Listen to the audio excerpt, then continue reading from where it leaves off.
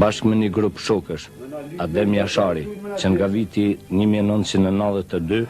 do të jetonte në malet të Drenicës dhe do të krynte me 10 atentate kundër pjesëtarëve të policisë, sinonimit të shtypjes, poshtrimit dhe përsekutimit shqiptarëve. Adem Jashari, bashkë me vllajën e tij Hamzën, edhe pse të ndjekur e të kërkuar nga organet serbe, edhe pse jetonin bashkë me qetën e tyre në përmalje të Drenicës, duhet ktheheshin që të shmalleshin me nënën, babain dhe antarët e tjerë të familjes.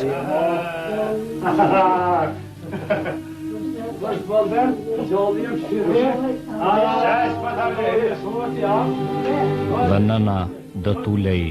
në mesin e djemve të saj e do të rrefente për rrëthimet të shtëpisë nga policia dhe ushtria serbe.